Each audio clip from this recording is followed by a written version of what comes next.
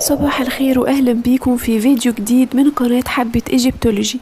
النهاردة هنتعرف سوا على قصة مهمة جدا من قصص الأدب المصري القديم، قصة الأخوين. قصة بتحكي قصة أخين ودخول سيدة ما بينهم. نوع معين من النساء قدرت تدخل ما بينهم وتفسد عليهم علاقتهم زي ما هنشوف سوا في الحكاية بعد شوية.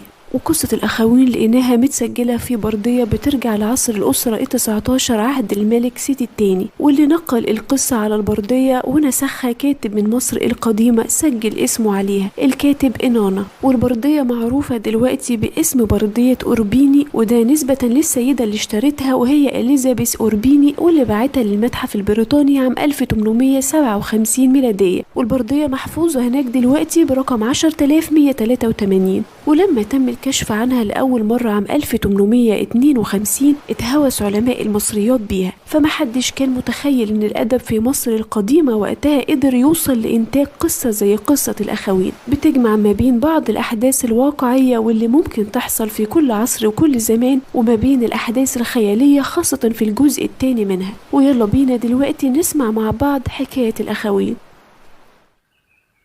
كان يا مكان ويا سعد يا إكرام ولا يحلى الكلام إلا بذكر النبي عليه الصلاة والسلام. كان في أخين من أب واحد وأم واحدة. الأخ الكبير اسمه إنبو والأخ الصغير كان اسمه باطا. الأخ الكبير إنبو كان متجوز في نفس البيت اللي كان عايش فيه هو وباطا. إنبو كان بيعتبر باطا كأنه ابنه بالظبط، وباطا هو كمان كان بيعتبر إنبو في مقام والده، فكان بيصنع له الملابس وبيرعى الماشية وبيحرس الأرض ويحصد الزرع ويروح كل يوم بالليل ومعاه اللبن والعشب والخشب الجاف ويقدمه بكل رضا وحب لأخوه إنبو وهو قاعد مع زوجته. وبعد كده يتعشى ويروح ينام في الحظيرة علشان يحرس البقر، وعلى الحال ده كل يوم. وفي يوم وهم بيشتغلوا في الأرض خلصت البذور منهم، فقال إنبو لأخوه الصغير باطا إنه يروح البيت ويجيب لهم شوية بذور. وفعلا راح باطا ودخل البيت فلقى مرات أخوه قاعدة بتسرح شعرها. طلب منها تروح تجيب له البذور للأرض علشان ما يتأخرش على أخوه، فقالت له روح انت الصومعة بنفسك وخد منها اللي انت عايزه وسيبني أكمل تسريح شعري. فراح باطا واخد 5 أكياس من القمح والشعير وشالهم على كتافه وخرج قدام مرات أخوه اللي شافته، فوقع في قلبها إعجاب بيه وبقوته فروضته عن نفسه. صار باطا وزعق لها وقال لها إنها في مقام أمه وأخوه في مقام والده لأن هو اللي مربيه، ونبه عليها إنها ما تفتحش الموضوع ده تاني، وهو كمان مش هيحكي اللي حصل ده لأي مخلوق. وأخد البذور ورجع لأخوه وفضلوا يشتغلوا في الأرض. وآخر النهار رجع الأخ الكبير للبيت الأول وساب باطا في الأرض بيرعى القطيع.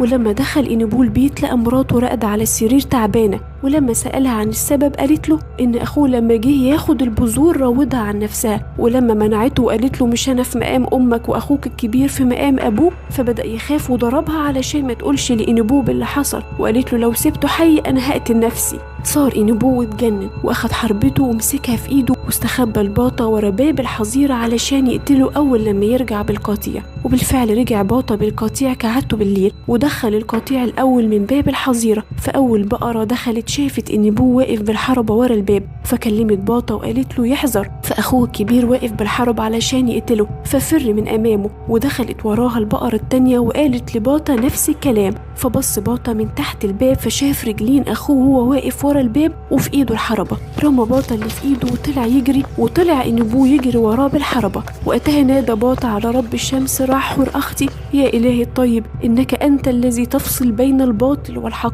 فسمع راع تضرعه ففصل ما بينهم ببحيرة مليانة بالتماسيح، وبقى كل واحد من الأخين واقف في جنب لوحده وما يقدرش يعدي للناحية التانية. فنادى باطا على أخوه الكبير وعاتبه إن إزاي يطلع يجري وراه عايز يقتله من غير ما يسمعه، وقال له زوجتك هي اللي روضتني عن نفسي لما رجعت أجيب البذور من البيت، لكن كل ده اتشوه واتحرف لشيء تاني. وأسفا إنك يا أخي أردت أن تقتلني لوقيعة دستها علي امرأة بغي قذرة. وأخذ باطا قطعة حادة من الغاب وقطع بيها عضوه الذكري ورماه في المية علشان يثبت له براءته وعزوفه عن النساء، وكان هيغمى عليه من كتر الألم. وقتها انفطر قلب إنبو عليه وقعد يبكي. كلمه باطا وذكر له كل شيء طيب كان بيعمله ليه، وطلب منه يرجع لبيته وأرضه ويرعى ماشيته بنفسه لأنه مش هيسكن معاه تاني في أي مكان، وإنه هيروح يسافر لوادي الأرز في لبنان وهيحط قلبه على زهرة في أعلى شجرة من أشجار الأرز. وقال وقال له على علامة، وهي اختمار كوب من الجعة هيتقدم له. لو حصل فده معناه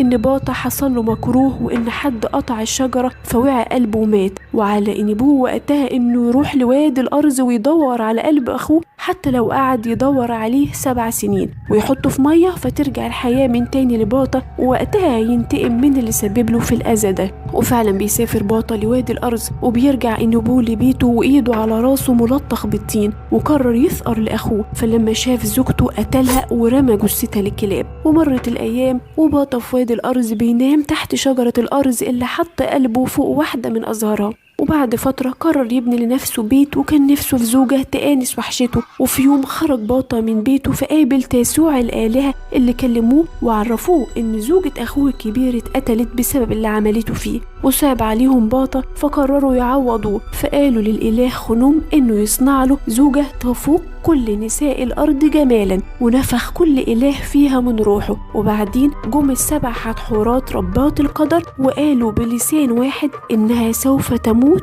ميتة شنعاء، واتجوزها باطا وحبها جدا، وحكى لها على قصته وإن قلبه موجود فوق أعلى زهرة شجرة الأرز، وإن لو عثر عليه إنسان هيكون تحت سلطانه. وقال لها كمان إنها ما تخرجش للبحر لأنه لو شافها فهياخدها ومش هيقدر باطا يخلصها وقتها. لكن هي ما سمعتش كلامه، وفي يوم لما خرج باطا يصطاد خرجت هي للبحر، فلما شافها طلب من شجرة الأرز إنها تمسكها، فأخدت الشجرة خصلة من شعرها وقدمتها للبحر. أخدها البحر وحملها فوصلت للملك في مصر اللي اتسحر بعابرها وريحتها، فبعت جنوده ورسله في كل مكان علشان يجيبوا له صاحبتها، فقتلهم باطا إلا واحد سابه عايش، فرجع للملك وحكى له اللي حصل. فبعت الملك جنود ورسل تانيين ومعاهم امرأة عجوز محملة بالهدايا لزوجة باطا، وفعلا قدرت تنجح في استمالتها وراحت معاهم وبقت محظية الملك.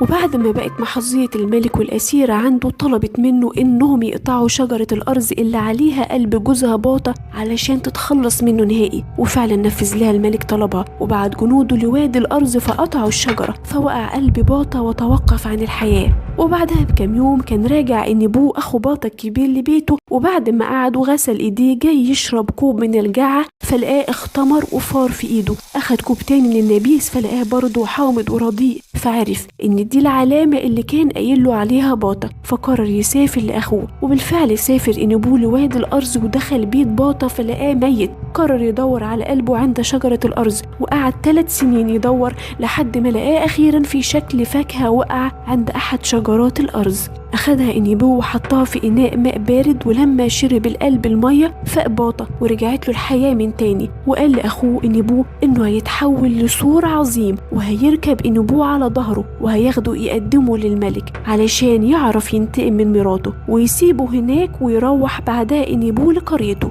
وفعلا ده حصل، وركب إنبوه على ظهر السور اللي هو أخوه باطا وقدمه للملك اللي فرح بيه جدا، فكافئ إنبوه بالذهب والفضة. وبعد كام يوم شاف باطا وهو في هيئة السور في قصر الملك مراته واقفة في مطبخ القصر، فكلمها وعرفها بنفسه وإنه عارف إن هي اللي قالت للملك إنه يبيد شجرة الأرز وإنه لسه عايش. فخافت منه جدا وخرجت من المطبخ وطلبت من الملك في قعدة صفا إنه يذبح السور لأنه ملوش لازمة. وبالفعل أعلن الملك رغبته في عمل أضحية عظيمة وطلب من قصابين القصر إنهم يذبحوا الطور. ولما تم ذبح السور وقعت نقطتين من دمه على جوانب باب القصر، فنبت مكان كل نقطة شجرة صنت جميلة جدا فرح بها الملك واعتبرها أعجوبة ومعجزة حصلت. وفي مرة خرج الملك بعربته والحسناء زوجة باطا في عربة وراه، ولما قعدوا تحت الشجرتين يستريحوا كلم باطا مراته وقال لها: يا خائنة إنني أنا باطا وسأعيش بالرغم منك.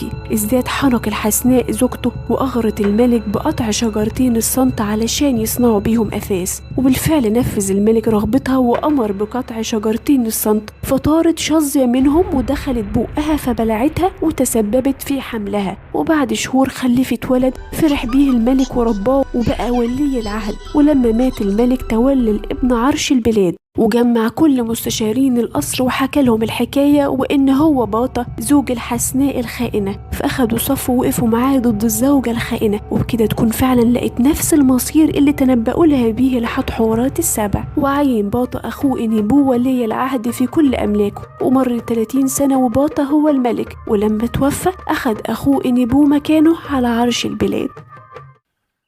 انتهت حكاية قصة الأخوين بنهاية سعيدة، وشوفنا فيها باطا الفلاح البسيط اللي كان مخلص لأخوه لكنه وقع ضحية لزوجته الخاينة، وإزاي إنه كان للأسف شخص مش محظوظ في النساء. حتى زوجته اللي كانت من صنع الآلهة ما كانش عندها قلب وافي ولا مخلص له، وحاولت التخلص منه بشتى الطرق، لكنه قدر في النهاية إنه ياخد بحقه منهم. والقصة في الجزء الأول ومراودة زوجة الأخ لباطا أحداثها واقعية جدا، وربط بعض الباحثين ما بينها وما بين قصة سيدنا يوسف عليه السلام. وحتى في العصر الحديث اتعمل أفلام كتير بتدور حوالين نفس الفكرة، زي فيلم امرأة على الطريق لهدى سلطان ورشدي أباظة سنة 58. أما الجزء الثاني من القصة فكان خيالي بامتياز ومليء بالأحداث الغير واقعية شبه طريقة الحواديت الشعبية، واللي كان غرضها تشويق المستمع ومفاجأته طول الحكاية بسحر وبمؤثرات خارجية بتتدخل على طول علشان تساعد البطل إنه ياخد بحقه. وفي نهاية البردية بعد ما خلص الكاتب إنانا كتابتها ونسخها أهداها إلى روح 3 من الكتبة، ثم نهاها باللعنة، حيث قال إن أي حد هيتكلم ضد البردية دي فسيحاسبه جحودي.